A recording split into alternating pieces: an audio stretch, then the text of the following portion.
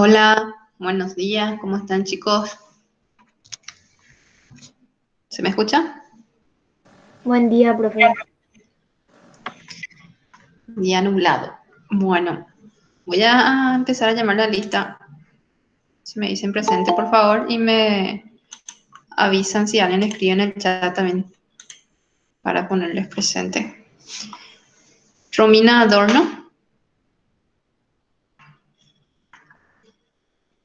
Romina Adorno está. Rebeca Aldama. Presente, profe. Ok. Sonia Aquino. Presente. Canela Audre. Presente. Annalise Austen. Presente, profe. Matías Ábalos. Presente, profe. Renzo Batilana. Presente, profe. Jonathan Benítez. Presente, profe. Lucía Benítez. Presente. Clara Becker. Presente. Camila Cabral. Presente. María Cáceres. Presente. William Cardoso. Presente. María Chamorro. Presente. Elías Sicorio. Presente. Ana Carmen Colmán. Presente, profe. Romina Cubilla. ¿Romina? Presente, profe. Ok. Sara Dávalos. Sara Celina. María del Mar. Presente. Matías del Valle. Presente. María Estigarribia. Presente. Álvaro Fernández. Presente. Rebeca Ferreira. Presente. María Flores. Presente. María García. Presente. María Paz, otra María Belén García. María Belén García. Presente, profe. Ok. María Ayelén Garres. Presente, profe. Karen Gil. Presente. Yamila Gómez. Yamila.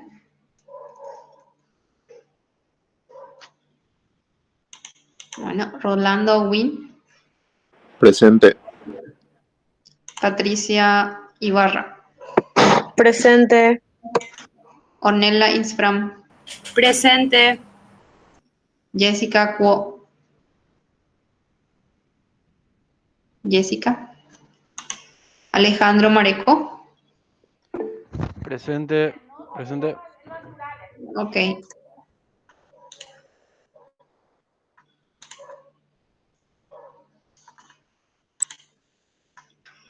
Karina Martínez.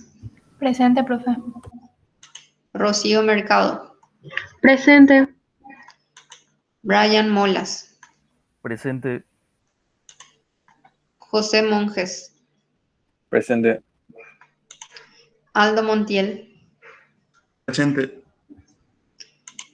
José Fabricio Mora. Presente. María Alejandra Ocampos. Presente. Evelyn Pérez. Presente, profe. Alfredo Prieto. Presente, profe. Gabriela Ramírez.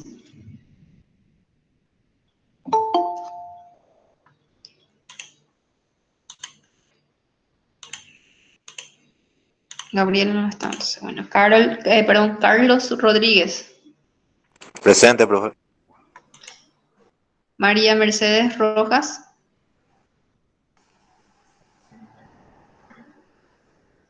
María Belén Sena, Presente, profe. Antonio Torales, Presente, profe. Guillermo Usher, Presente, profe. María Belén Velázquez Presente, profe. y María Belén Salazar. Presente, doctora. ¿Quiénes entraron ahora recién? Me dicen sus nombres. Yo, profe. Jessica. ¿Tu apellido? Kuo, K-U-O.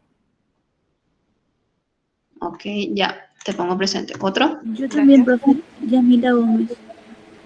Yamila Gómez, ok. Otro. Profe, a mí me saltaste Recalde, Vivian. Ah, bueno, que, perdón. Ok, ya estás. Bueno, chicos, Ingresa ahora, Sara Dávalos.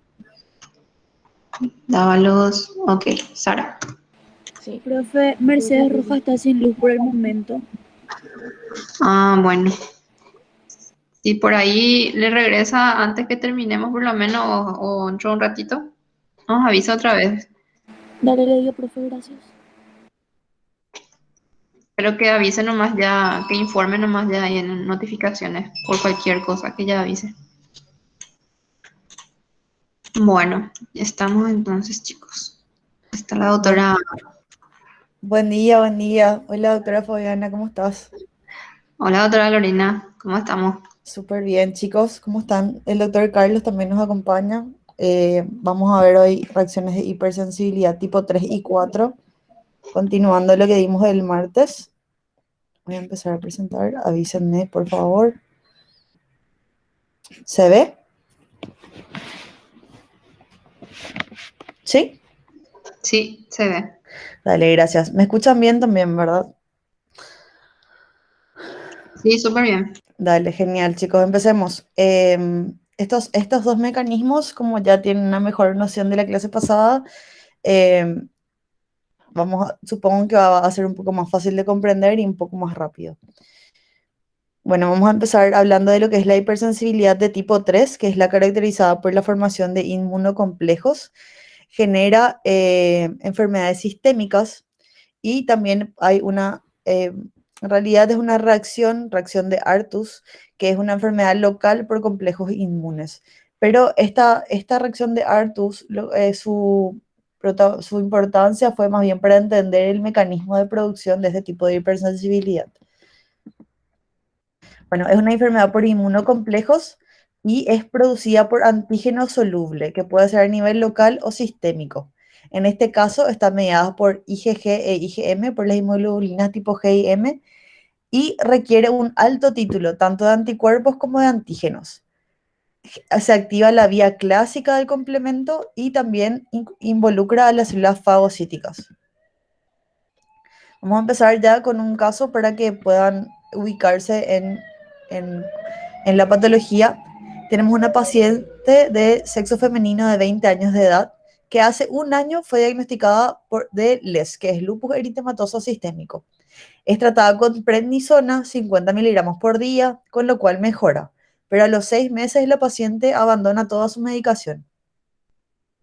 Hace un mes, la paciente se presenta nuevamente en consulta y refiere a artralgias, lesiones de vasculitis en piel, edema de miembros inferiores y está medicándose con antiinflamatorios no esteroideos. El edema no mejora y se hace generalizado y se agrega disnea de reposo. ¿Sí? También encontramos disminución de la diuresis. Los diagnósticos que se realizaron fueron una glomerulonefritis aguda, artritis y vasculitis cutánea. ¿Sí? Entonces, cuando vemos esto a nivel fisiopatológico tenemos que preguntarnos cuál es el mecanismo de producción de esta enfermedad y cómo se producen las lesiones tisulares. Bueno, las hipersensibilidades tipo 3, lo que tenemos es formación de inmunocomplejos. ¿Qué son los inmunocomplejos? Los inmunocomplejos se forman al adherirse o juntarse o ponerse en contacto un antígeno con su anticuerpo. ¿Sí? Esto es algo que ocurre en la normalidad, pero ocurre dentro del sistema de la respuesta inmune normal, pero como ustedes saben, todas esas respuestas, entre comillas, normales, en algunos contextos pueden volverse patológicas. La formación de inmunocomplejos puede darse de forma patológica, puede darse en 3 situaciones. Cuando tenemos una infección persistente, generalmente en respuesta a un antígeno microbiano. Estos inmunocomplejos se depositan en el órgano infectado y también generalmente en el riñón porque circulan y se depositan en el glomérulo renal. Pero chicos, ¿qué pasa en una infección persistente? No es una infección cualquiera. Tiene que ser generalmente se caracteriza por ser una infección crónica de intensidad moderada, ¿sí? ¿Por qué moderada? Porque no generó una respuesta inmune inicialmente lo suficientemente potente para erradicar la infección, pero sí es una infección así moderada que va formando de forma persistente, que va liberando antígenos de forma persistente y se forman inmunocomplejos de manera progresiva, ¿sí? Bueno, después también tenemos situaciones de autoinmunidad, cuando ustedes saben muy bien, ya reaccionamos a antígenos propios. Los depósitos se realizan en generalmente riñón, articulaciones, arterias y piel. Esto es, por ejemplo, lo que pasa en esta paciente con lupus eritematoso sistémico. Ustedes ya habrán escuchado y saben, o vamos a ver mejor van a ver mejor en patomédica. Lo que ocurre en el lupus es que hay una autorreacción a dianas que se encuentran en varios tejidos y sistemas. Puede ocurrir en riñón porque tenemos una glomerulonefritis lúpica, articulaciones, arterias y piel, ¿sí? Y también puede ocurrir por antígenos inhalados que se depositan en la membrana alveolar, o sea, en la barrera alveolar. Generalmente corresponden a antígenos de mohos, plantas y animales que son inhalados y se depositan allí y generan una reacción por inmunocomplejos. Y el tejido donde se deposita obviamente es el pulmón. ¿Cómo se produce el mecanismo de lesión? Bueno, tenemos la formación de estos inmunocomplejos con lesión tisular. Los inmunocomplejos, dijimos, se forman en la reacción normal, pero ¿qué debería ocurrir para que no causen patología? Lo que ocurre fisiológicamente es que son fagocitados por los macrófagos. Pueden ser fagocitados estos inmunocomplejos directamente o también cuando son procesados por el complemento que los convierte en moléculas más pequeñas, o también pueden unirse al factor 1, que es también un factor circulante que ayuda a que estos inmunocomplejos sean fagocitados por los macrófagos. Pero siempre las células encargadas de eliminar y de evitar la persistencia de estos inmunocomplejos en los tejidos son las células macrofágicas, ¿sí? Bueno, una vez cuando esto no ocurrió o la capacidad de los macrófagos se vio sobrepasada, porque como vimos en las primeras diapositivas, las enfermedades por hipersensibilidad tipo 3 se caracterizan por altos niveles de antígenos y anticuerpos, o sea, una producción elevada de inmunocomplejos que supera la capacidad del cuerpo, del sistema macrofágico, de eliminarlos. ¿Ok? Entonces, estos inmunocomplejos producidos en gran cantidad se vuelven inmunocomplejos circulantes y generalmente se depositan en varios sitios, como lo que vimos en el cuadro de la diapositiva anterior, pero sobre todo se depositan en la pared de los vasos sanguíneos. Al depositarse en la pared, lo que hacen es activar el complemento por la vía clásica y se media la quimiotaxis de las otras células inflamatorias, como por ejemplo los neutrófilos, a través de la activación de complemento. Y también recuerden que los inmunocomplejos son antígenos más anticuerpos, y los anticuerpos IgG y IgM, que son los que se encuentran involucrados en estos inmunocomplejos, también tienen capacidad quimiotáctica de células inflamatorias, ¿sí? Entonces, a través de estas características o propiedades, los neutrófilos son llamados al sitio de depósito, que cuando este sitio de depósito es en los vasos se denomina vasculitis. Los neutrófilos llamados se degranulan y liberan reactivos intermediarios de oxígeno, y esto produce lesión en el tejido en el que fue depositado el inmunocomplejo, ¿sí? Entonces hay lesión tisular. ¿Cómo se produce esta lesión tisular? Como ya dijimos, entonces hay complejo antígeno-anticuerpo, Activación del complemento. Este complemento actúa como factor quimiotáctico. Hay agregación de neutrófilos. Estos neutrófilos lo que hacen es fagocitar estos inmunocomplejos y liberación de enzimas lisosomales que nos llevan a una necrosis tisular. También el complemento genera anafilotoxinas y se liberan aminas vasoactivas. Estas aminas vasoactivas, su efecto final es la vasodilatación y el edema. Los inmunocomplejos también estimulan la agregación plaquetaria y la activación del factor Hageman, que es también un factor soluble de la circulación.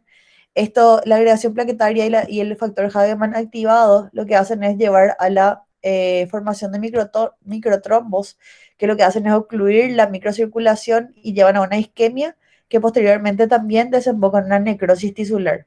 El factor de Hageman activado también activa citoquinas que llevan una vasodilatación y edema. Entonces los eventos terminales de una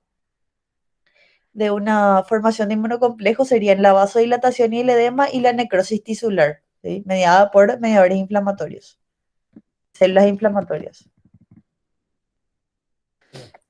Bueno, según el lugar en que se depositen estos inmunocomplejos, vamos a tener diferentes síntomas y enfermedades. Si el depósito es a nivel de los vasos o específicamente de las arterias, tenemos vasculitis o arteritis. Ustedes saben que hay cuadros de arteritis sistémica, por ejemplo, cuando hablamos de grandes vasos, tenemos lo que es la enfermedad de Takayasu, eso es uno de los ejemplos, ¿sí? Si el depósito se realiza a nivel de los glomérulos renales, que es donde ustedes saben que se produce la filtración de la orina, lo que tenemos son glomerulonefritis.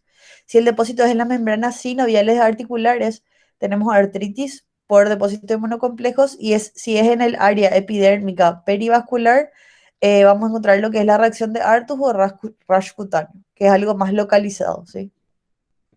Bueno, eso es lo que podemos decir de los inmunocomplejos. Esto van a ver también muy bien cuando hablemos de glomerulonefritis, ¿sí? Porque como dijimos, cuando hay un depósito glomerular, igual que cuando se deposita en cualquier lugar, hay una destrucción de los capilares glomerulares por la reacción inflamatoria. Y cuando vemos nefro, vamos a ver los diferentes tipos celulares involucrados, el tipo de daño y específicamente ya la manifestación clínica que produce, ¿sí? Porque nos da proteinuria, nos da por daño de la membrana basal glomerular, ¿sí? Bueno, hablando ya, hoy vamos a hablar un poco más de la hipersensibilidad tipo 4, que es la hipersensibilidad también llamada retardada, donde el protagonista son las células, ¿sí? Dentro de los 4 tipos de hipersensibilidades que habíamos hablado, es la que tiene un mecanismo predominantemente celular, ¿sí? Los demás siempre generalmente están mediados por anticuerpos, aunque también si se acuerdan, en la hipersensibilidad tipo 2 se llamaba citolítica, pero era una citotoxicidad mediada por anticuerpos, ¿sí? Bueno, la reacción de hipersensibilidad tipo 4, como dije recién, es la mediada por células, también se denomina retardada y produce una citotoxicidad mediada por células T, ¿sí? Recuerden eso. Lo que participan principalmente son los linfocitos tipo TCD4 del subgrupo T helper tipo 1, TH1, y los CD8, que son los citolíticos, que secretan principalmente interferón gamma, y este interferón gamma activa las células macrofágicas. Los linfocitos T pueden ser en este caso autorreactivos o específicos para antígenos externos que están presentes en tejidos o células, ¿sí? O sea, puede haber una reacción, una autoinmunidad o también en respuesta a un antígeno externo. Los macrófagos que fueron activados por principalmente interferón gamma, lo que hacen es producir daños por sus mediadores, por la liberación de sus mediadores inflamatorios y también por las citocinas proinflamatorias liberadas. Las células endoteliales específicamente lo que hacen es expresar mayor cantidad de moléculas de adhesión y del complejo de histocompatibilidad tipo 2. Entonces, como evento final en este caso, frecuentemente podemos encontrar fibrosis por efecto de las citocinas inflamatorias y por los factores de desarrollo de los macrófagos. Bueno, entonces, ¿qué tenemos en la hipersensibilidad tipo 4? Un antígeno que fue procesado de la misma forma que la mayoría que todos los antígenos en un contacto inicial, célula presentadora de antígenos, linfocitos T, activación macrofágica. Bueno, este macrófago lo que hace es estimular a las células TH1. Estas células TH1 liberan quimosinas, citocinas y citotoxinas. Las quimosinas lo que hacen es reclutar macrófagos al sitio en el que encontramos el antígeno. El interferón gamma, que es una citocina, activa estos macrófagos y estimula la liberación de mediadores inflamatorios por parte de ellos. Los factores de necrosis tumoral alfa y beta generan una necrosis tisular local y también hay un aumento de las moléculas de adhesión en los vasos locales para que puedan seguir llegando las células inflamatorias, sobre todo los macrófagos, ¿sí? La interleuquina tipo 3 y el factor estimulante de colonias monocíticas lo que hace es aumentar la producción de monocitos en la médula ósea por las células madre de la médula ósea. Bueno, lo que encontramos en el caso de la hipersensibilidad tipo 4 son tres variables principales, o sea, tres variedades, ¿verdad? Lo que es la hipersensibilidad tipo 4 de contacto, la tuberculínica y la granulomatosa. La de contacto y la tuberculínica se desarrollan dentro de las primeras 24 horas de contacto, pero tienen su pico de mayor intensidad a las 48-72 horas. En cambio, la granulomatosa es más tardía y se desarrolla en un periodo de 21 a 28 días. Esto, la hipersensibilidad tipo 4 también podemos encontrarla en el caso de los rechazos de trasplantes, por ejemplo. Bueno, entonces como dijimos, tenemos tres variedades: contacto, tuberculínica y granulomatosa. La de contacto clínicamente se suele manifestar como un eczema. Hay infiltración de linfocitos y macrófagos y edema de la epidermis. ¿Por qué? Porque tenemos, lo que caracteriza la de contacto es que el antígeno suele encontrarse a nivel epidérmico. Se produce cuando tenemos, por ejemplo, contacto con cauchos, con hiedras venenosas, también como varios metales como el níquel. También vamos a ver lo que es un poco la dermatitis por contacto. En la reacción de tipo tuberculínica, encontramos en la clínica una induración, tumefacción local y también fiebre, dice, pero generalmente lo que ocurre es un aumento de temperatura local por la inflamación, pero es un cuadro localizado. En la histología tenemos infiltración de linfocitos, monocitos y macrófagos, y el antígeno ¿cómo entramos en contacto con el antígeno? Es una inoculación intracutánea y generalmente es con fines diagnósticos.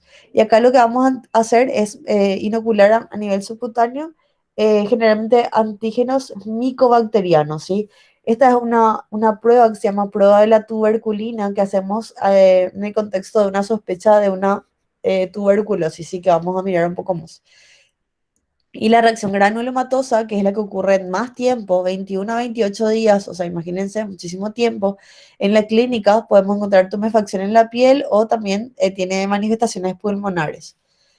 En la histología vamos a ver mucho mejor, ¿verdad? Pero se constata de células epitelioides gigantes y también muchos macrófagos. Podemos encontrar fibrosis y necrosis.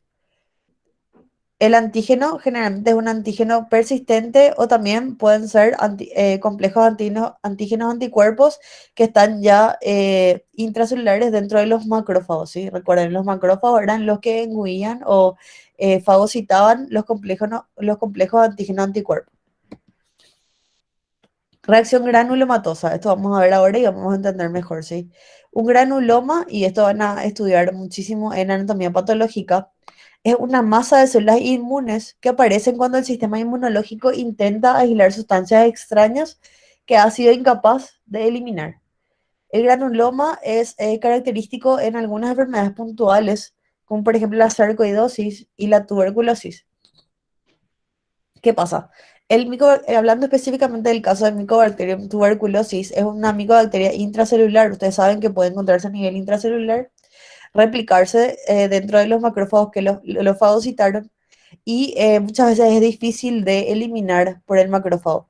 O sea, es muy resistente esta micobacteria y el macrófago lo que hace es fagocitarla y no puede eliminarla a través de sus enzimas, entonces queda como latente intracelular, ¿sí?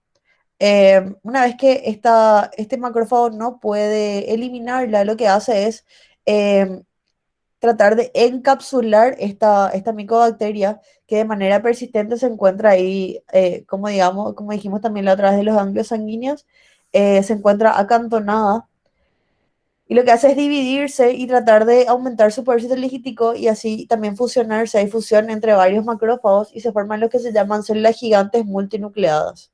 ¿Sí? Estas células gigantes multinucleadas, como se podrían imaginar, lo que hacen es una reacción inflamatoria persistente, pero localizada, y varios macrófagos y células gigantes multinucleadas se agrupan en el núcleo, en la parte central de lo que podríamos llamar granuloma, y en la parte periférica tenemos una corona de células T. ¿Sí? Esa es la forma que tiene nuestro organismo de responder a infecciones de micobacterias, en este caso, persistentes que no es capaz de eliminar. ¿Sí?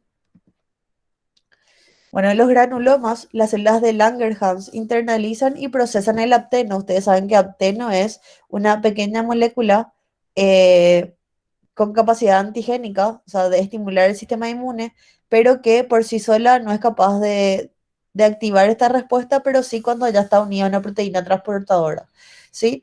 Entonces las células de Langerhans lo que hicieron fue procesar este apteno y se lo presentaron a las células T, y estas células T ya son antígenos específicas.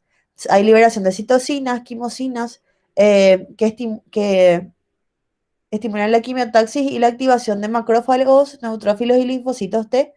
Hay una persistencia de la inflamación crónica porque hay incapacidad de eliminar el antígeno. Acá pueden ver súper bien las células epitelioides. En realidad dentro del granuloma son macrófagos, y también estos macrófagos que se fusionaron entre sí forman lo que se llaman células gigantes multinucleadas y tienen lo que se llama una corona linfocítica alrededor. Vamos a ver mejores imágenes en las siguientes diapositivas. Bueno, entonces la inflamación granulomatosa es un tipo definido de inflamación crónica que se encuentra en una serie limitada de procesos infecciosos y a veces también no infecciosos. Por ejemplo, procesos de depósito de sustancias, por ejemplo, metales, pueden también causar una reacción granulomatosa. Entonces, como se pudo entender, el granuloma es un intento celular de contener un agente lesivo que es difícil de erradicar. Lo primero que ocurre es una infección inicial, es la activación de los linfocitos T, la activación de los macrófagos, y la formación del granuloma posteriormente lo que lleva es una lesión tisular.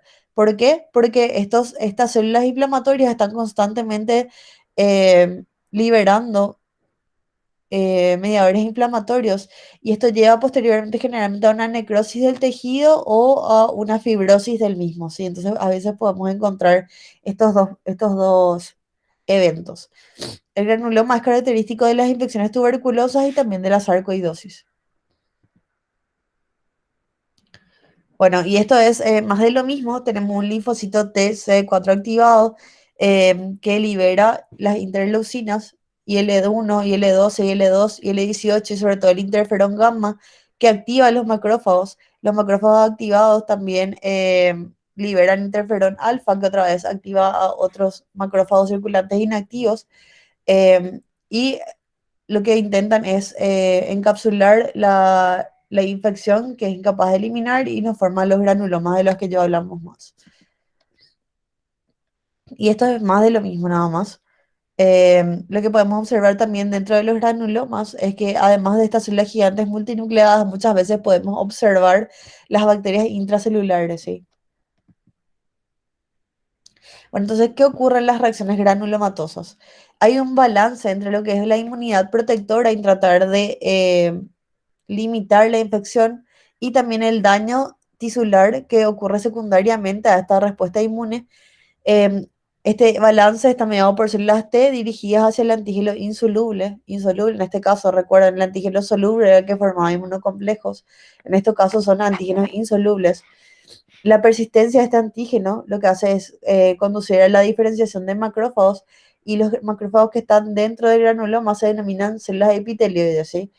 Y también ocurre fusión de estos macrófagos para formar estas células gigantes multinucleadas. Bueno, voy a poner mi puntito, mi láser, no sé por qué no puse antes.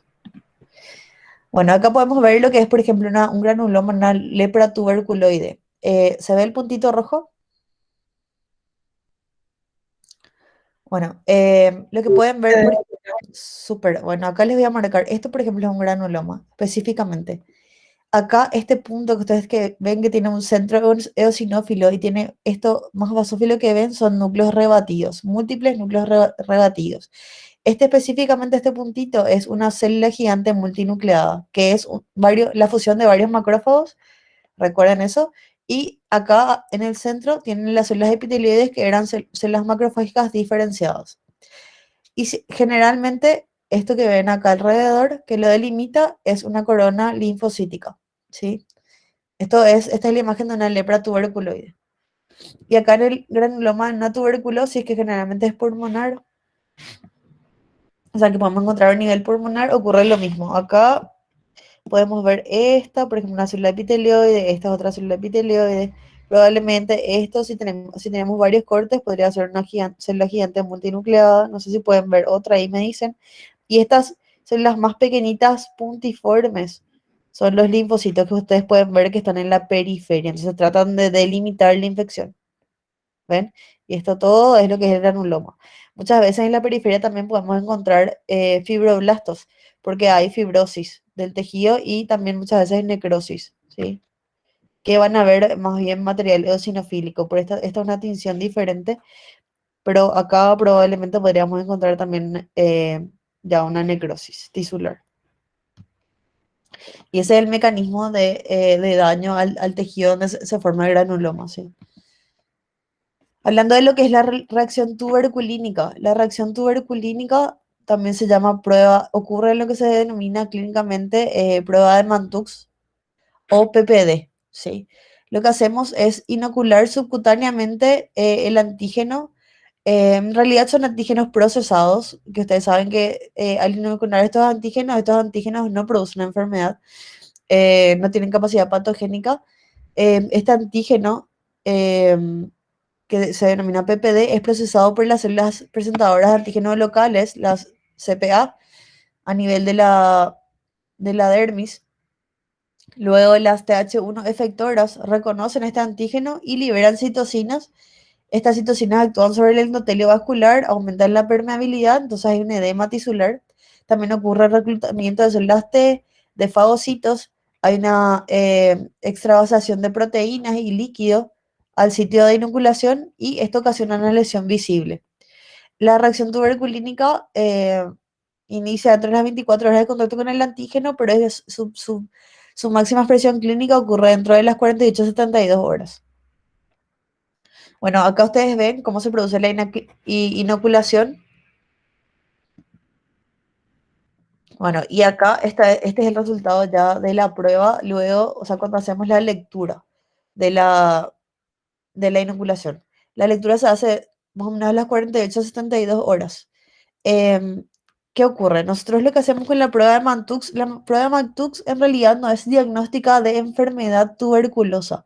Sí es diagnóstica de lo que sería una exposición previa a Mycobacterium tuberculosis. Cuando tenemos una prueba de Mantoux positiva, en un individuo asintomático tenemos que descartar enfermedad activa, pero lo que sí podemos decir es que este individuo tuvo contacto. ¿Por qué?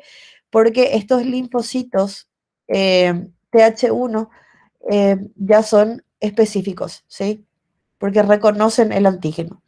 Entonces la reacción lo que nos dice es que ya tuvimos contacto y ya tenemos inmunidad contra eso. Pero sí podríamos tener una enfermedad activa concomitante y eso es lo que hay que descartar en primer lugar. Bueno, entonces, para que sepan y tengan idea, hicimos la inoculación, hacemos la lectura a las 48 a 72 horas. Generalmente, dependiendo del estado del individuo, se consideran positivos diferentes diámetros. Lo que se lee es la induración, no el eritema, ¿sí? Entonces, lo que tenemos que medir es la induración, donde tenemos un edema eritema, ¿sí? A veces cuando la reacción es demasiado intensa, se pueden formar hasta flictenas, como es en el caso de este paciente. Bueno, entonces hacemos la medición y dependiendo del estado inmunológico del paciente, en pacientes, por ejemplo, portadores de VIH o con algunas, en pacientes portadores de VIH se considera cualquier, o sea, desde mayor a 0 milímetros se considera ya positivo, pero recuerden que esto es contacto, no significa enfermedad activa, ¿sí? Y en pacientes con otro tipo de inmunodepresiones se considera positivo un diámetro mayor a 5 milímetros o mayor o igual a 5 milímetros. Por ejemplo, pacientes diabéticos crónicos mal controlados, pacientes con corticoterapias prolongadas o con cualquier otro tipo de inmunosupresión. O sea, hay una lista de indicaciones específicas que te dicen cómo, a partir de qué estándar considera positiva esta prueba.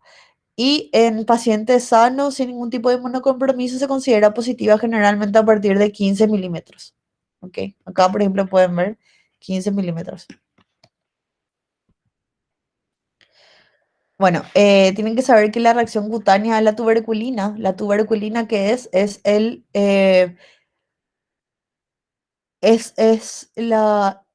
son los antígenos proteicos procesados que inoculamos al paciente, ¿sí? Pero no tiene, acuérdense, no tiene capacidad patogénica. Los monocitos son el 80-90% del infiltrado celular total de esta respuesta. El macrófago es la principal célula presentadora de antígeno en la reacción tuberculínica y se debe resolver entre a los 5 a 7 días. Y es útil como prueba diagnóstica de contacto, no de enfermedad activa. Me repito. Bueno, y ahora vamos a hablar de lo que son las reacciones de contacto. En este caso nos presentan una paciente, mujer de 18 años de edad, que presenta lesiones eritémato escamosas en dorso de pie derecho e izquierdo. Lesiones eritémato escamosas bilateral en pie. Hace una semana empezaron las molestias con prurito local y color rojo y caliente de la piel. Se le diagnostica una micosis y se la trata con una crema antimicótica en forma local, pero no mejora el cuadro y consulta con otro especialista. El examen físico nos presenta una presión arterial normal, 86 latidos por minuto, una respiración de 12 por minuto, son estado general conservado, no nos impresiona ningún tipo de sepsis, tiene un buen estado general y lo único que se evidencia en el examen físico es una lesión eritémato escamosa en dorso de ambos pies. Su analítica retorna normal, se realiza un frotis de la lesión y no se encuentran hongos, pero sí muchas células inflamatorias. La lesión corresponde donde el zapato toca la piel, entonces se le diagnostica una dermatitis de contacto. Entonces vamos a ver ahora cómo se inicia la lesión, cuáles son las células que participan y también las citocinas. ¿Sí? Fíjense bien que este es un cuadro completamente local, no tiene ningún tipo de manifestación sistémica. Si le causa molestia a la paciente, ya no respondió a una crema antimicótica y dio negativo no se encontraron hongos en el frotis o en la examinación de la muestra que se tomó. Y nos dice que la lesión corresponde a donde el zapato toca la piel. Eso es algo bastante característico y vamos a ver ahora. Entonces, ¿cómo se inicia la dermatitis de contacto? Inicia con una fase de sensibilización. ¿Por qué? Porque tenemos como siempre, una exposición inicial al antígeno. Este antígeno es procesado por las células presentadoras de antígeno, las células de Langerhans de la piel, y estas migran y lo que hacen es ingresar a los ganglios linfáticos, a los nodos linfáticos, y hay una activación de los linfocitos T. ¿Sí? Luego ya al tener un segundo contacto con el antígeno inicia una fase efectora. Los linfocitos T, ya que ya son específicos al antígeno presentado y producen citocinas y hay generación de un infiltrado inflamatorio, como cualquier tipo de reacción inflamatoria. Las citoquinas lo que hacen es reclutar y activar los macrófagos y otras células inflamatorias. Tenemos que hay liberación de los linfocitos TH1, lo que hacen es liberar interferón gamma, también factores de necrosis tumoral alfa y beta, hay una activación de los macrófagos y se produce un infiltrado inflamatorio. Los protagonistas son los macrófagos en este tipo de infiltrado. Al liberar citoquinas, de nuevo tenemos un aumento de la permeabilidad de la barrera, entonces hay una acumulación de plasma y también hay una lesión tisular local. O sea, tenemos edema, inflamación y lesión tisular local. Bueno, a nivel clínico, las características, estas son lesiones de dermatitis. Pueden ver acá, pero hay muchos más ejemplos. A nivel clínico, en una fase aguda, lo que tenemos es una piel brillante, eritematosa, edematosa y ampollosa. Y esto es lo que hablamos recién. Hay un aumento de la permeabilidad vascular, aumenta el líquido en el espacio intersticial. Hay destrucción celular local y esto todo nos causa signos inflamatorios, ¿sí? Eritema, edema.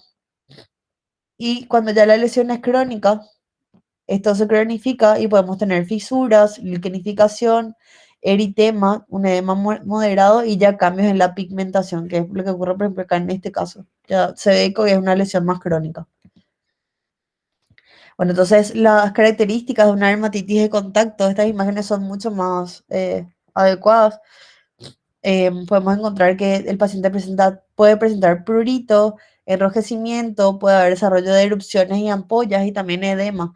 Esto puede ocurrir, por ejemplo, con cualquier tipo de, por ejemplo, suele ocurrir mucho con el maquillaje, por ejemplo, esta señora en el párpado, también con el contacto con algunos textiles o cuero, que puede ocurrir lo que pasó con nuestra paciente en las zapatillas, o plásticos, también las zapatillas plásticas. También puede ocurrir con la billutería. Muchas personas tienen esta dermatitis por contacto, por ejemplo, en el lóbulo de la oreja, cuando no utilizan joyas de plata o oro real y tienen algunos metales que son aleaciones. Entonces suele ocurrir una dermatitis de contacto. También suele ocurrir a nivel de las muñecas cuando utilizamos relojes. Y esta, por ejemplo, sería la foto de nuestro paciente. A veces cuando usamos zapatillas, como nosotros le decimos ahora zapatillas, em, por ejemplo, la de tipo hawaiana, Panema, hay pacientes que tienen reacción a ese plástico y tienen esta reacción. Como pueden ver acá, esto que ven, ustedes todavía no dieron anatomía patológica, supongo, porque estamos iniciando el año, pero esto es una liquenificación, ¿sí? Ven que está ya hay más escamas, sigue estando muy inflamado, pero sí ya hay escamación de la piel. Esto también pasaría, por ejemplo, cuando usamos sombra de ojos, que tengan algún componente que nos causa una dermatitis. Bueno, eso fue todo del contenido más o menos teórico práctico y ahora vamos a ver algunas preguntas, ¿sí? ¿Quién está de humor hoy para participar un poco? Fuerza, chicos. Esta fue más cortita y más simple.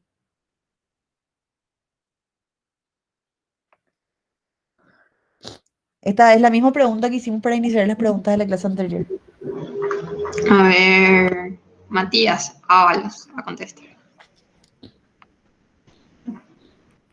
Hola, Matías.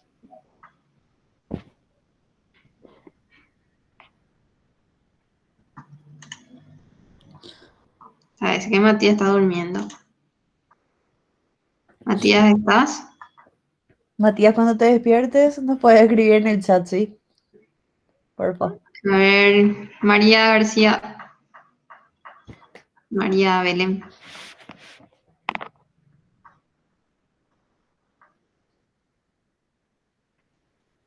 Tampoco. Está escribiendo en el chat. Ah, No, micrófono María. María Belén.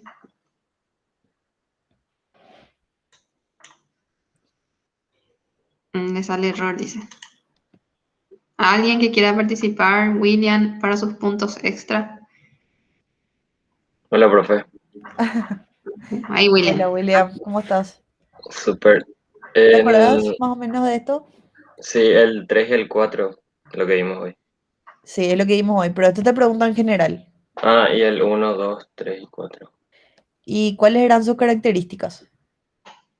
Del tipo 1, por ejemplo. ¿Cuál era la célula principal?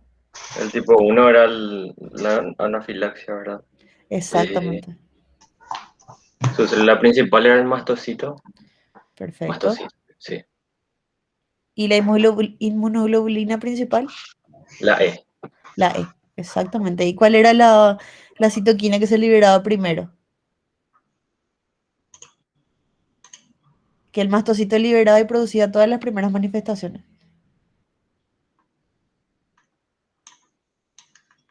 No me acuerdo. Bueno, no importa, vas a estudiar ahora cuando tengas que, puedes volver a mirar. Sí, era la histamina. ¿Ok? Ok, sí. Bueno, después la tipo 2, ¿cuál era su característica? La tipo 2 era la citotóxica o citolítica, ¿verdad? Exacto. Pero es una citotoxicidad mediada por... Por la NK. Sí, ellas son las que realizan la citotoxicidad, pero la citotoxicidad podía estar mediada por anticuerpos. Ah, sí, IgG o IgM, ¿verdad? Claro. Entonces, en ese caso era una citotoxicidad mediada por anticuerpos, ¿sí?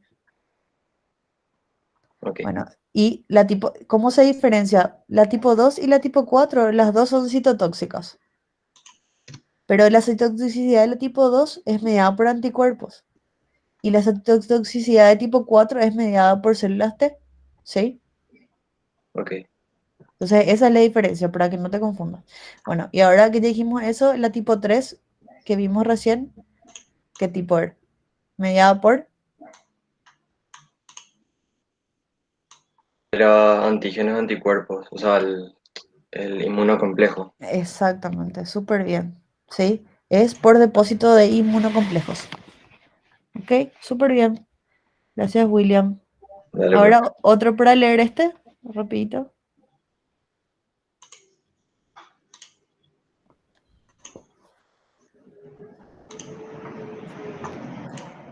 A ver.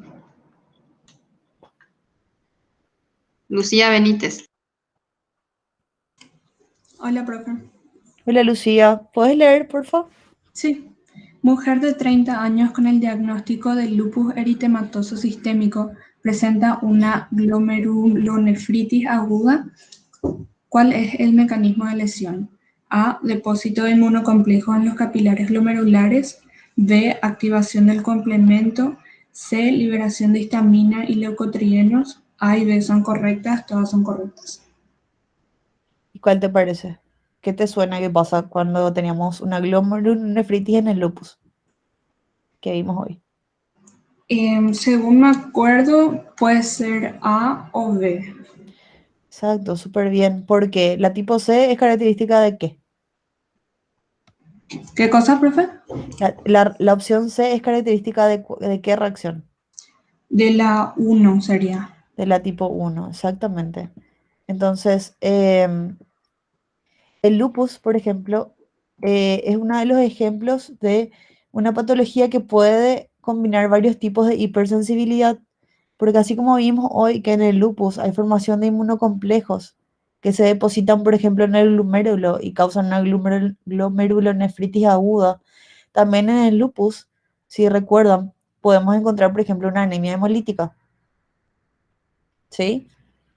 No sé si recuerdan eso. En el lupus, por ejemplo, podemos tener una anemia hemolítica, pero la anemia hemolítica del lupus no es por inmunocomplejos, es por autoanticuerpos, ¿sí? Entonces sería una hipersensibilidad tipo 2. O sea, en una misma enfermedad, dependiendo de qué les estén preguntando, pueden ser tipos de hipersensibilidades diferentes. Así que ustedes tienen que analizar qué es lo que está pasando fisiopatológicamente e identificar, ¿no? Es, bueno, lupus, hipersensibilidad tipo 3. Sí, es lo más común. Pero en la anemia hemolítica inducida por lupus es una hipersensibilidad tipo 2, por ejemplo. ¿Ok? Eso es algo importante que sepan. ¿Se entiende? Bueno, sí, ¿me puedes explicar un poquito esta diapositiva que vimos hoy?